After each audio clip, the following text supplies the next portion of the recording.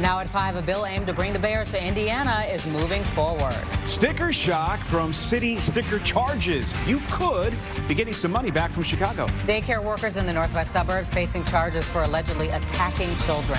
Thank you for joining us at 5. I'm Dawn Hasbrook. I'm Scott Schneider. We begin tonight with breaking news. A man is in critical condition after police say he was shot in Washington Heights. Skyfox over the scene in the 9400 block of South Ashland. That's right by the Jewel Osco and Liberty Tax over there. Police say the 32-year-old man was in the parking lot when someone came up to him and shot him in the stomach. No word on any arrests. We're working to get more information. We'll update you as soon as we learn more. And more breaking news. In Indiana, lawmakers advancing a bill that would bring the Bears across state lines. This bill funds construction for a new stadium for the team in Hammond. Since the bill was amended in committee, it does still need to be approved by the Indiana State Senate and then signed by Governor Mike Braun to go into effect. Political reporter Paris Schutz has been following this. We'll check in with him in just a bit.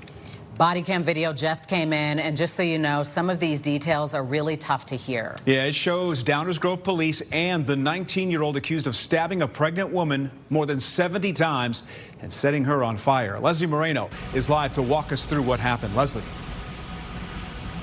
Hey guys, good evening. Yeah, this case gets more disturbing as we learn more details. I just went through about 2 hours of that body cam footage obtained from Downers Grove police.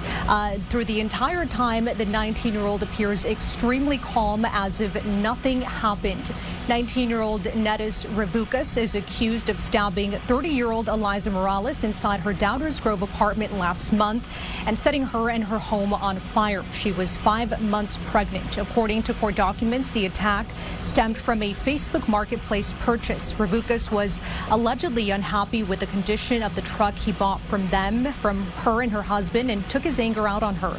The body cam footage starts off just hours after the attack on January 26. Police arrive at the home he was staying in Westmont to question him. He appears calm, as if nothing happened. At first, he claims he did not go inside the apartment, but according to court documents, we know he later confessed to the killing. More body cam footage also shows Revukas being transported to jail. Again, very calm, at one point kicking his feet up in the back of the vehicle and attempting to take a quick nap. Take a listen to what he says when police tell him about the fire. He's arrested not long after that. I want to let you know, though, that there was a fire at that building. Are you aware of that? No. No, not worried. Put your hands behind your back.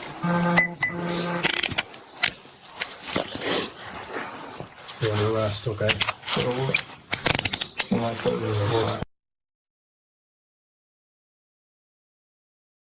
Sexually assaulting Morales. However, prosecutors say not only was there bruising, but there were also signs that she was burned down there as well.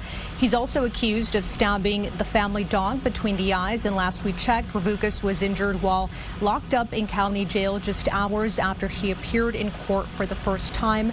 Revukas is due back in court on March 3rd. If you'd like to see the full videos, we have them up on foxchicago.com. We'll toss it back to you guys in the studio.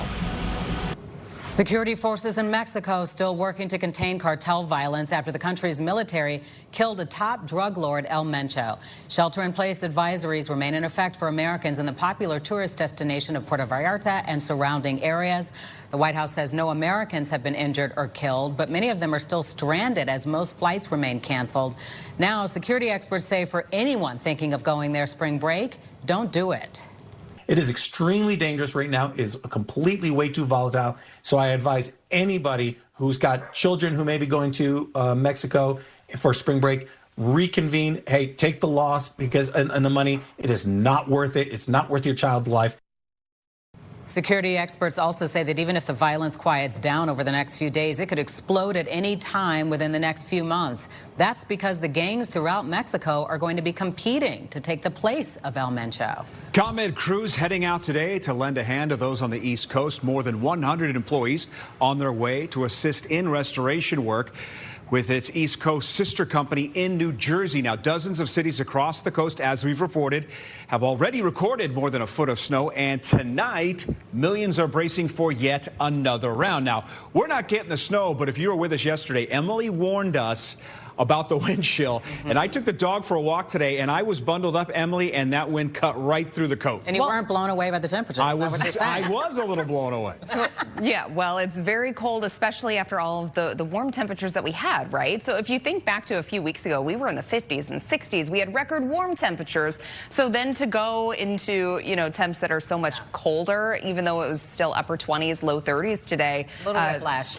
Yeah, it felt a little rough to get through.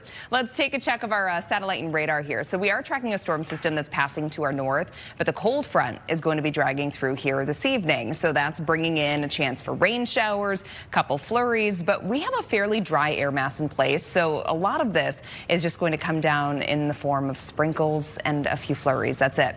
For tonight, low temperatures are dropping down into the mid-20s for most of us. Normal low is 25 degrees, so we're pretty close to that during the overnight. And here's where we're headed. Up and down temperatures continue. Tomorrow we're in the 30s, 40s on Thursday, but Friday I've actually upped my high temperature to 58 degrees. It is looking good. But then it gets cold again over the weekend. More details on your forecast coming up. Scott?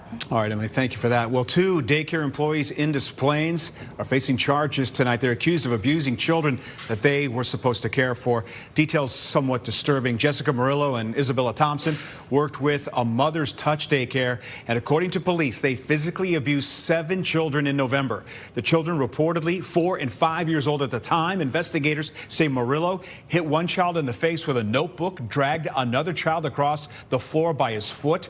Another child was struck multiple times with an open hand. Now, none of the victims suffered serious injuries. Murillo and Thompson have each been charged with battery. Just hours from now, President Trump will make his way from the White House to the Capitol to deliver his State of the Union address. He's got a warning for everybody. His speech is going to be long because, according to him, there's a lot to talk about. There's a potential war brewing with Iran, a Supreme Court decision that just undercut his tariff plan, a Department of Homeland Security shutdown, and sagging approval numbers. We have him at 44%. We counted at least 19 lawmakers planning to skip the speech to attend what they are calling the People's State of the Union on the National Mall. Others will bring guests to make their points, with some inviting family members of Jeffrey Epstein's victims. I want the president to look the victims and their families in the eyes and say that this investigation is over and that there's nothing more to see, because that's what he's been saying. President Trump will have guests of his own, including the U.S. Olympic men's hockey team. The women's team turned down the invitation. The official Democratic response will be delivered by the newly elected governor of Virginia, Abigail Spanberger. As Indiana keeps making moves to bring in the Bears, residents there argue the state should focus on lowering utility bills first. But has Chicago been overcharging for parking tickets and for city sticker violations? A judge just made a decision.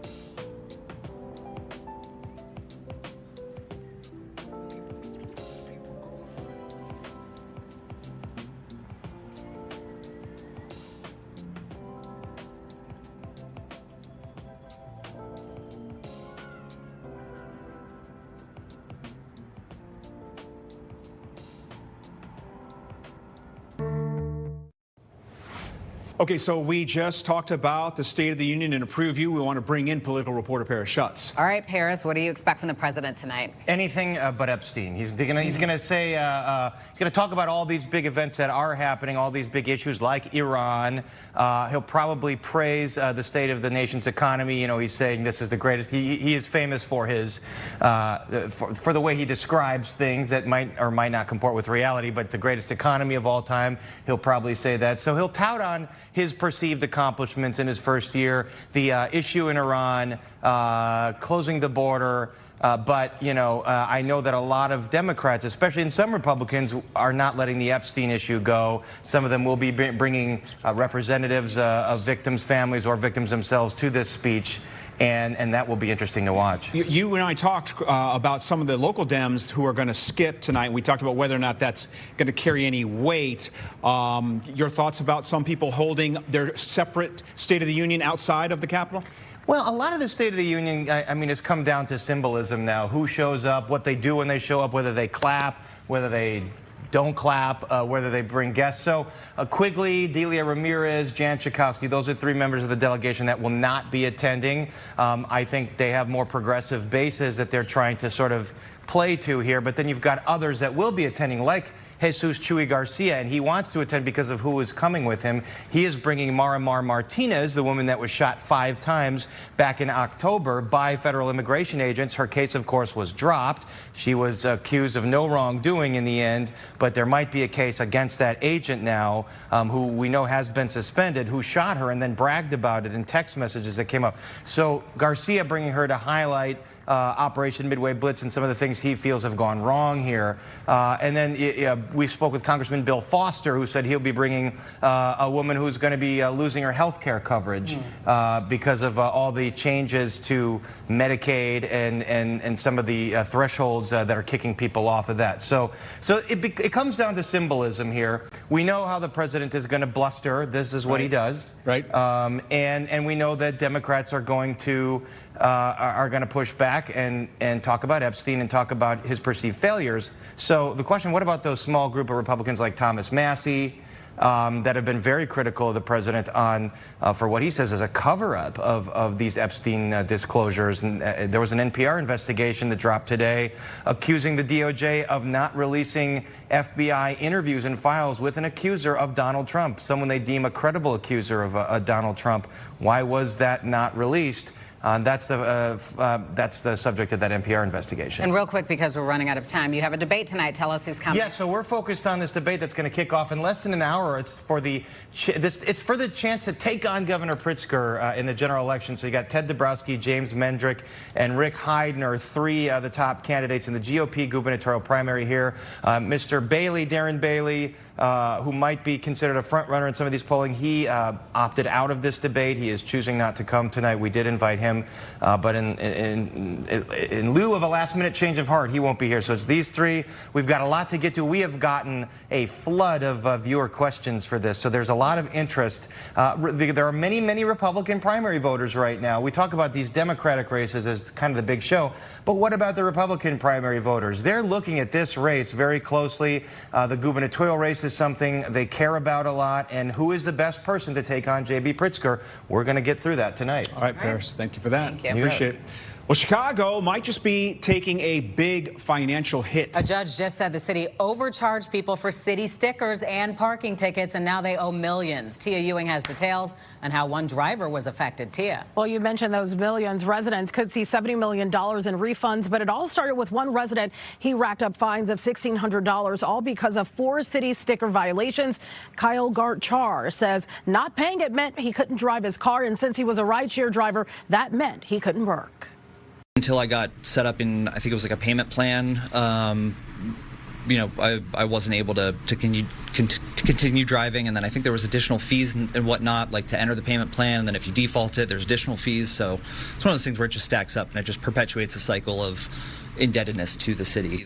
So in 2022, this lawsuit was filed, and that's when Garchar got on the lawsuit. He decided this just wasn't fair, and he had to do something about it. He is one of 2 plaintiffs in a lawsuit against the city of Chicago over parking sticker violations. Tickets turned into debt because of late fees. A judge says it went way too far and ruled the city violated state law by charging penalties that exceeded a $250 cap on municipal fines. 16 years ago, the city started to raise ticket prices to the point where several exceeded that cap. City stickers went from $100 to $200 with an additional $200 late penalty. People unable to pay lost their cars, and even many city workers lost their jobs. One of our plaintiffs in that case, the city issued something like 35 tickets to him over the course of a month. And I mean, do the math, it was tens of thousands of dollars. And again, this is not a safety issue.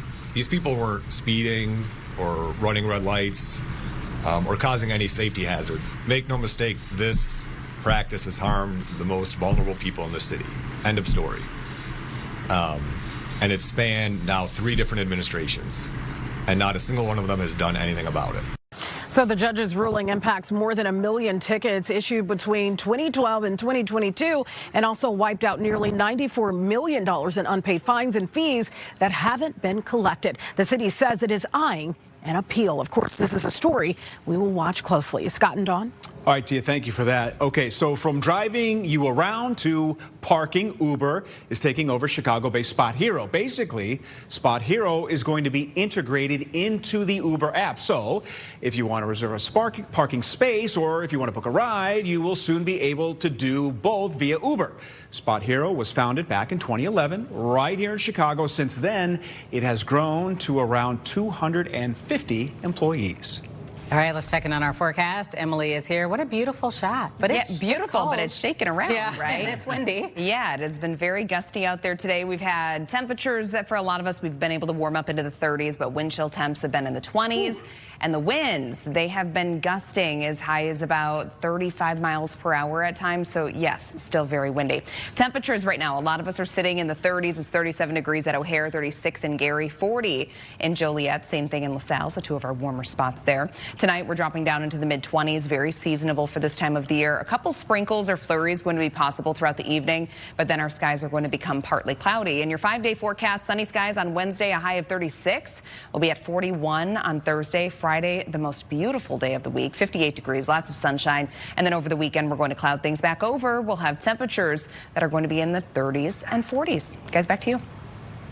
Well, today marks 4 years since Russia invaded Ukraine. Intense fighting continues despite a push for a diplomatic solution. Some analysts estimate the number of soldiers killed, injured, or missing on both sides could reach 2 million by spring.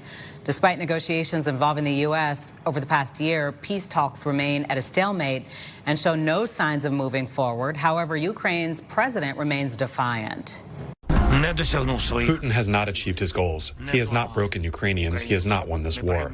We have preserved Ukraine, and we will do everything to secure peace and justice.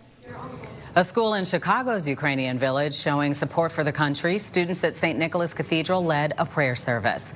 It was entirely planned by the students, including some who fled Ukraine after the war began.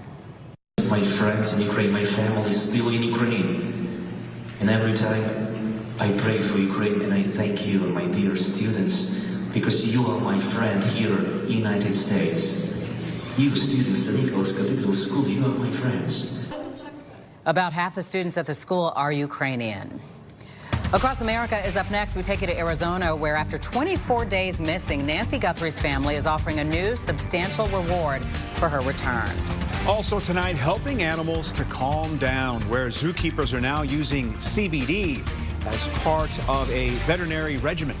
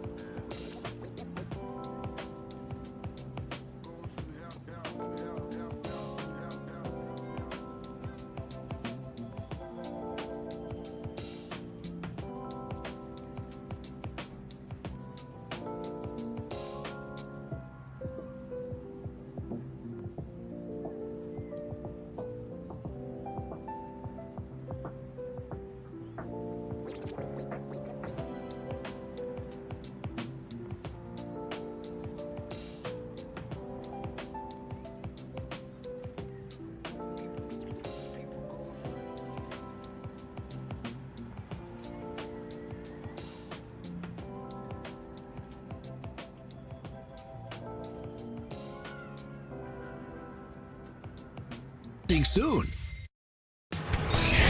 The Guthrie family now offering a $1 million reward for information leading to the return of their mother, Nancy, who's been missing now for over 3 weeks. Savannah Guthrie sharing a new video this morning acknowledging that while they remain hopeful, their family realizes the search for their mother may not end with her rescue. She may have already gone home to the Lord that she loves. And if this is what is to be, then we will accept it. But we need to know where she is. We need her to come home. This comes as a source close to the investigation told Fox Digital the suspect caught on Guthrie's doorbell camera may have shown up before her disappearance. The Pima County Sheriff's Office has called this speculation, saying all the photos released by the FBI were from February 1st, the day she went missing. Now to new details in the death of 18-year-old Anna Kepner, who died on a cruise ship in early November.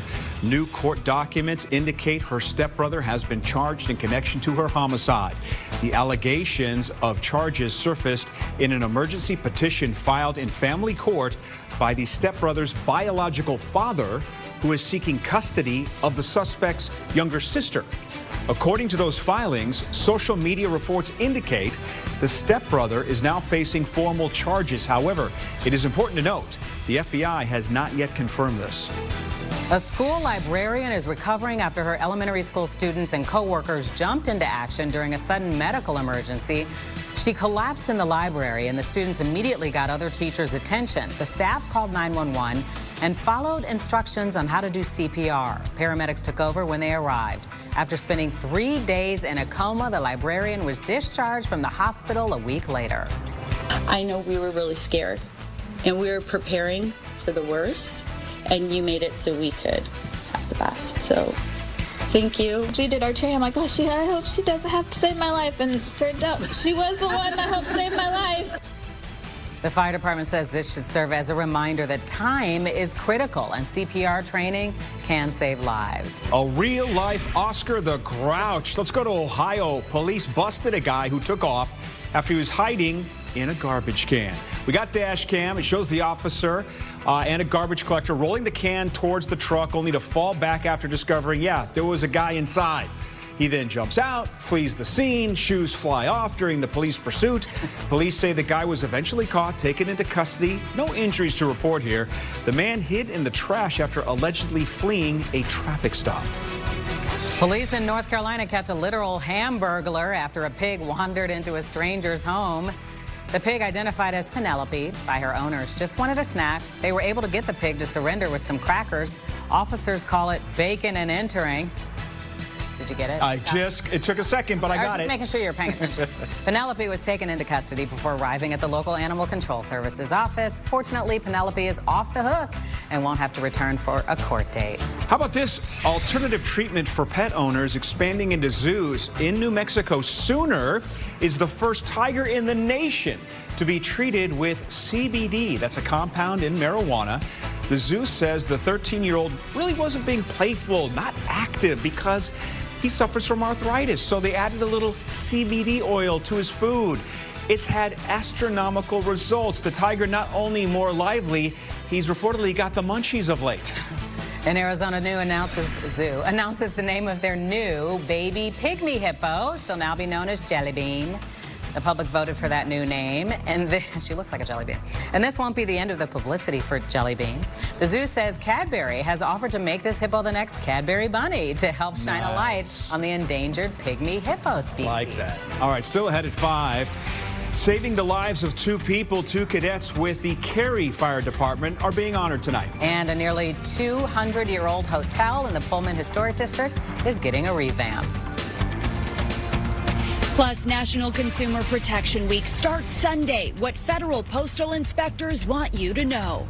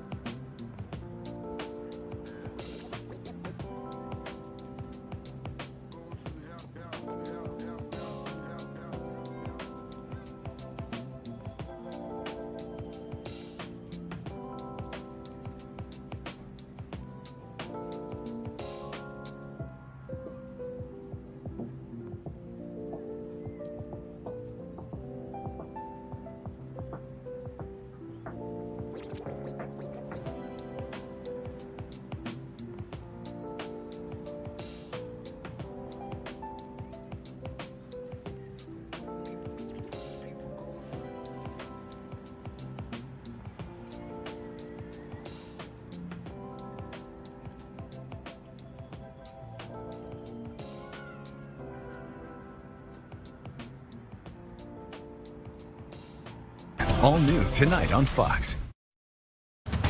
Now at 5, the Hotel Florence in the Pullman Historic District has been around for nearly 150 years. Tonight, we're learning plans to revitalize it.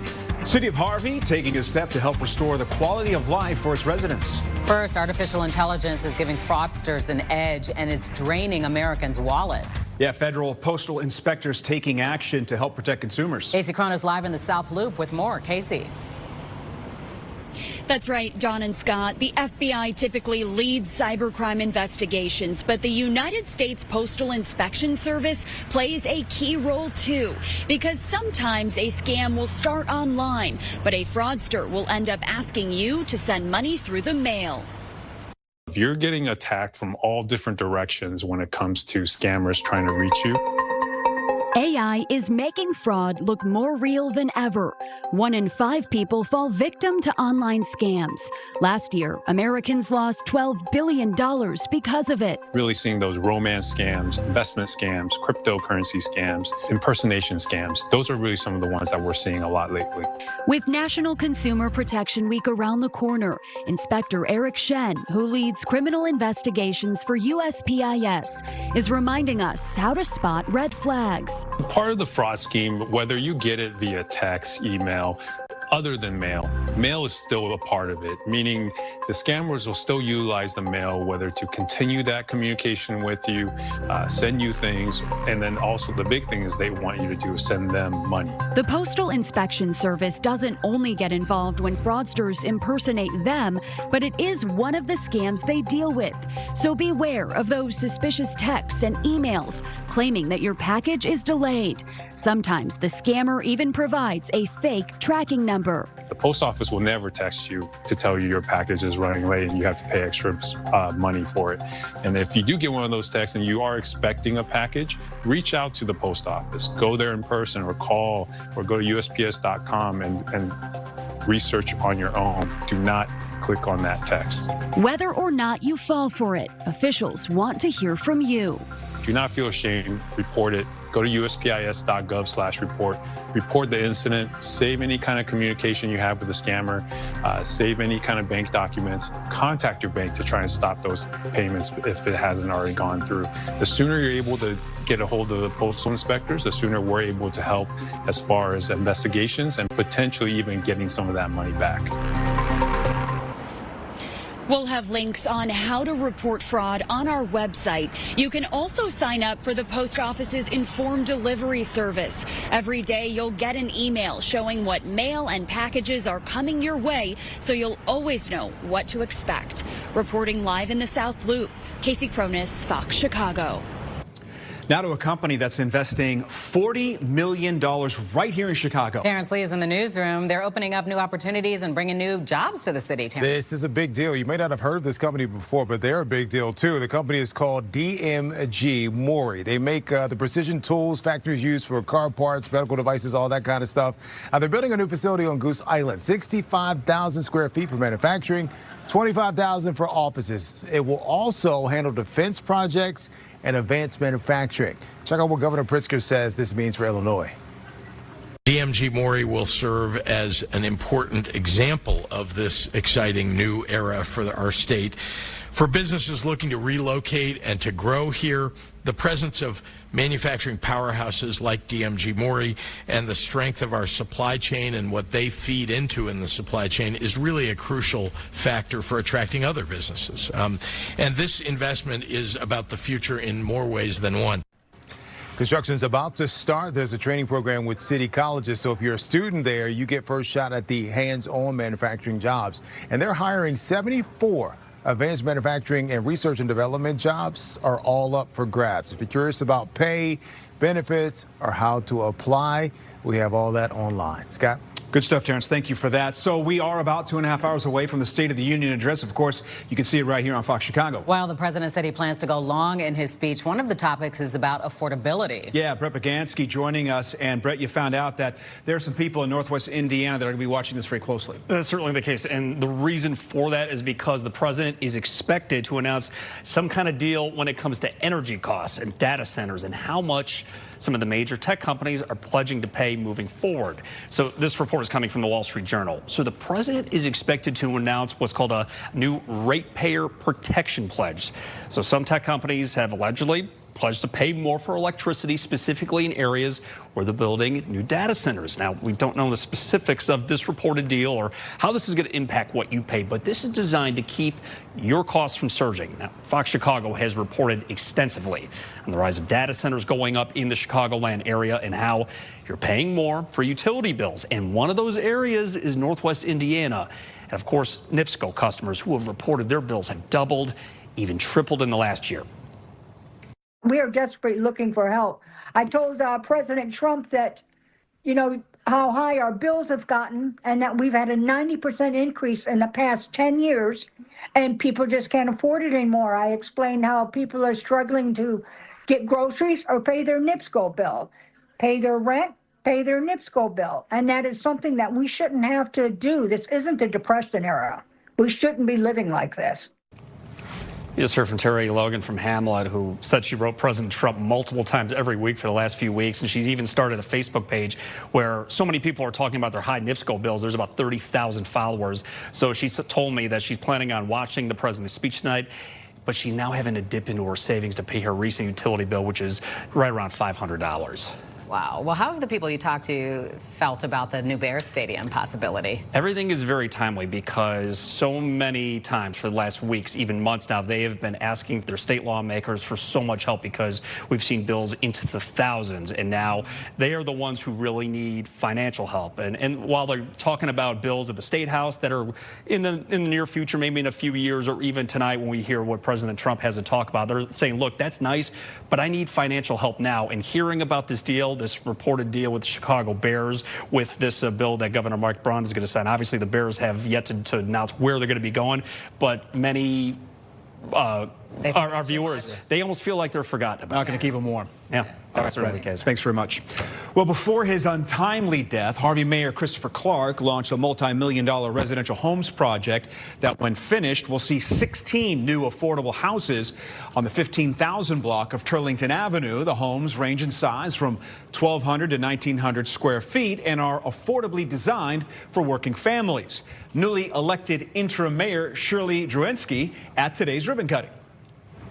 As a lifelong resident and now serving as a mayor, I am truly honored to witness this development to move forward.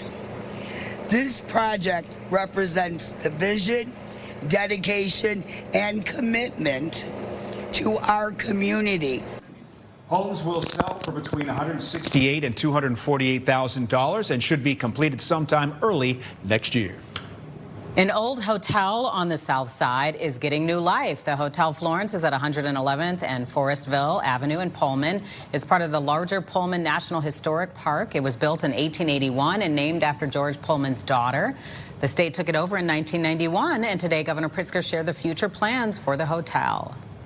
Boutique hotel rooms, fine restaurants and dining, a world-class performing arts venue and event space. Hotel Florence will again become a destination for visitors, whether they're coming from down the street or anywhere around the world. A developer has been chosen and a woman-owned architecture firm as well. They both have connections to Pullman. Construction is expected to start in March of 2027. We have been jam-packed with news today, but I think Emily slipped in my favorite headline, which is 58 degrees on Friday? 58 degrees. That's right. Every single day this week, I've kind of been upping that high temperature for Friday. Now, it is going to come with gusty winds, but it's okay. It's going to be 58 degrees on Friday. It's going to be gorgeous. Lots of sunshine coming along with it, too. Let's take a check of what we're dealing with out there this evening. We actually have a cold front that's beginning to approach the area, and that's going to bring in at least the chance of some precipitation here. So we're already starting to see that moving over McHenry, Lake County. So flurries, a couple sprinkles going to be possible. But this is going to be a very fast mover. Once we're on the back side of this, we're already seeing decreasing cloud cover. Temperatures tonight dropping down to about 26 degrees. Once you factor in the winds, however, wind wind chill temperatures throughout the overnight going to be in the teens, so it will be a cold start to your day tomorrow. Your out the door forecast for Wednesday, lots of sunshine. Temperatures will be cold though. By 10, we're going to be in the upper 20s. Eventually, high temperatures going to be a few degrees below average, and that's going to put us in the mid 30s tomorrow afternoon. We jump to the 40s on Thursday, then by Friday, there you see it looks good. 58 degrees and lots of sunshine by Friday afternoon. Scott. Thank you. Still have the news at 5, celebrating culture, legacy, and the game of baseball.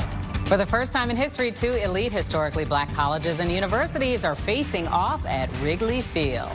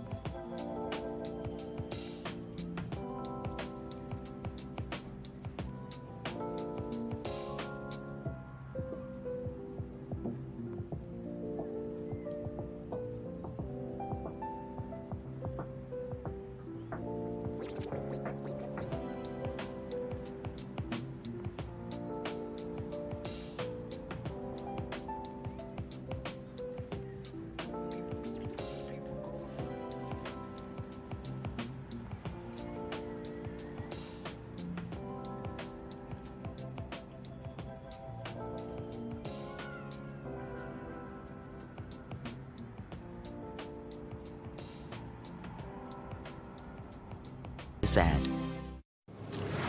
Well, some first responders are being recognized as heroes in northwest suburban Cary. They saved some people who fell through the ice on a lake. Joni Lum is live in Cary with more. Joni. Well, those 2 people who fell through the ice, they are so lucky because there were 2 off-duty firefighters who ran straight there. They took action right away. 3 firefighters are going to be recognized for their bravery here in Cary. We have some pictures from that night. It was a teen and an adult who were ice fishing at the time on Lake Killarney in Cary. That was January 13th. They fell through the ice. A neighbor tried to rescue them. That person wound up in the water. Cary fire officials say that 2 off-duty firefighters went right in to get them. They didn't have their gear, but they did have an extension cord. They said that the 2 people were struggling to keep their heads above water. That third person, the neighbor, was able to get out on their own and then ran to get a ladder to help the rescuers. It happened to be a mild day, but the water was frigid, and seconds matter. The fire department arrived, everyone was pulled out. 3 people were taken to the hospital, but they're said to be okay.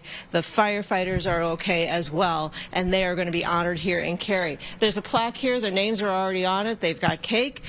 This is a story that must be told because they were brave, went straight in, and got those people out within 7 minutes. Tonight, they will be honored. Live in Cary, Joni Lum, Fox Chicago. Thank you, Joni. We're heating up again, but not until later this week. Before then, we could get another round of snow. Then, though, the sunshine should be back. Emily has her full forecast after the break.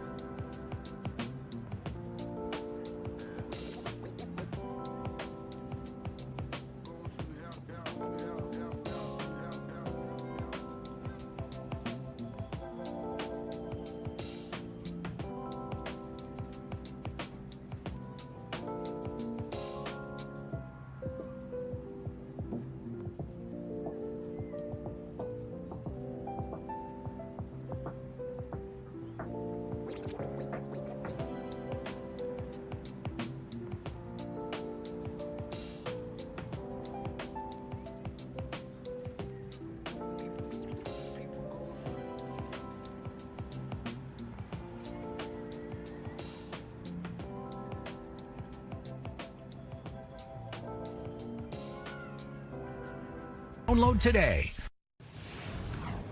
Well, Emily, you nailed it. The forecast Friday is great, but let's talk about today. Yeah, well, today, it wasn't so great. It wasn't bad, but, it definitely could have been better. We have temperatures out there today that ended up topping out in the 30s, but once you factor in the high winds, it's been feeling much, much colder than that. A lot of us have been having wind chill temperatures that have been in the low to mid 20s today. And also, we're tracking a very, very narrow band here of some precipitation. So it's going to be coming in the form of both a little bit of snow, possibly mixing with some rain, but it's going to be a very fast mover. This is associated with a cold front coming through. Once we're on the back side of that, we're going to see decreasing cloud cover. And then temperatures tonight, they're going to get chilly. So futurecast showing that by early tomorrow morning, we're waking up to sunshine. Temperatures tomorrow will be in the 20s during the first half of the day. And then I think we're able to warm up into the mid 30s. And again, lots of sunshine for your Wednesday. Now, Wednesday night into Thursday morning, there's going to be a storm system passing south of our region. I'm not overly concerned about it. I think more than anything, we're picking up increasing cloud cover here at home. And then we start to see decreasing cloud cover again during the day on Thursday. So all in all, the next couple of days, they look pretty quiet around here. Yes, we're going to have a breeze, but we're going to be seeing the sun. 26 degrees for your overnight low. Wind chill temperatures tonight going to be dropping down into the teens. Your 7-day forecast tomorrow, sunny skies, 36, low 40s on Thursday, Friday, the best day of the week. Lots of sunshine, 58 degrees. And then we're going to cool things down again over the weekend. We do have that snow chance, and then 30s early next week. Thanks, Emily. For the first time ever, 2 HBCU schools will square off at Wrigley Field. Prairie View A&M will play Alabama A&M in the Chicago HBCU Classic May 2nd. There will be marching band performances and other activities leading up to the game. There will be youth clinics, educational programming, and community events throughout Chicago. Tickets are free, and you can get them at cubs.com/HBCU Baseball Classic.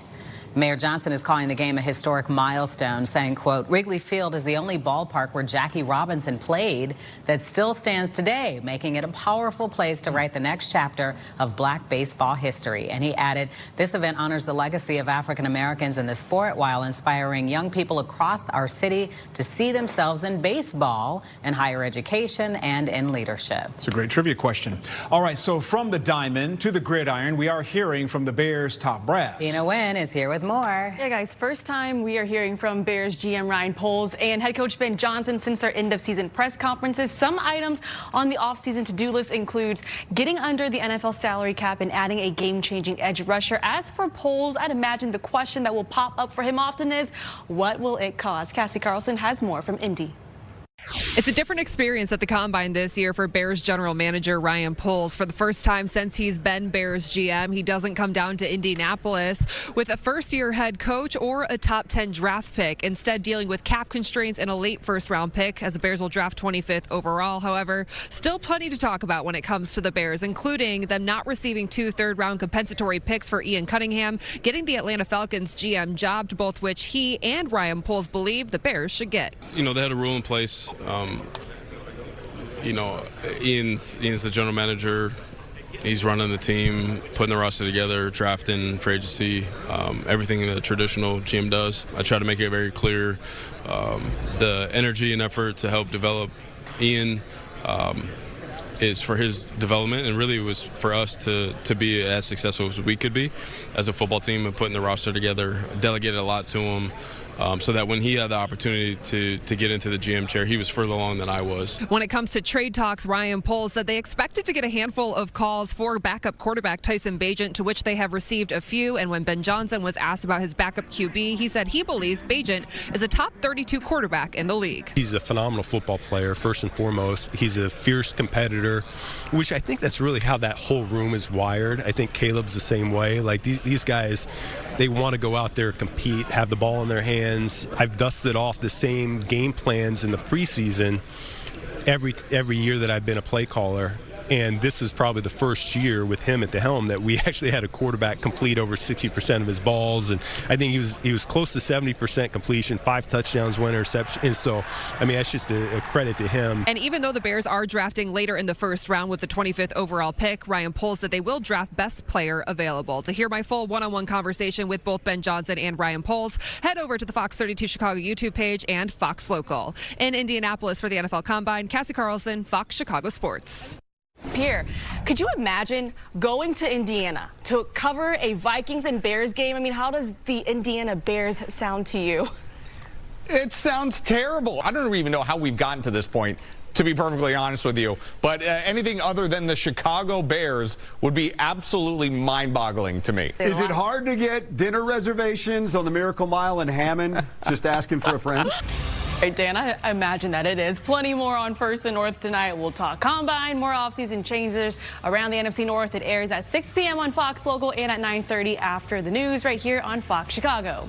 To the NBA, the Bulls continue to spiral, as in they have not won a game all month long. They are winless in February and now sit on the brink of their longest losing streak since 2019 if they drop a 10th straight game tonight. Bulls host the Hornets, and a familiar face, the former Bull Kobe White, set to make his Charlotte debut. Trey Jones told me this morning at shoot-around, we felt like he was going to push to come back against his old team. So they were expecting this. Kobe White was sidelined with the calf injury, got traded a few weeks ago at the deadline, failed his physical in Charlotte, ended up costing the Bulls a second-round draft pick. White hasn't played a game since leaving Chicago, but tonight that changes. He meant a lot to us. we continue to stay in pretty consistent contact with him. Obviously, we know what he brings to the table. He's the ultimate competitor. I think that's pretty cool to be able to come back, have his first game with his new team against his former team. So I think that's pretty cool. We're all excited to go against them and whatnot. I think the people here that I met, that I built relationships with, was the thing that was hardest for me. So I think just seeing everybody tonight will be good and bad, just because you get used to seeing these people every day, and now you don't. So, but it'd be good to reconnect with everybody. Cubs and Sox continue spring action. Cubs pick up their second straight win, beating the Padres 6-5, and Sox top the Mariners 12-10. Don and Scott, back to you guys. Dana, and we're back after this.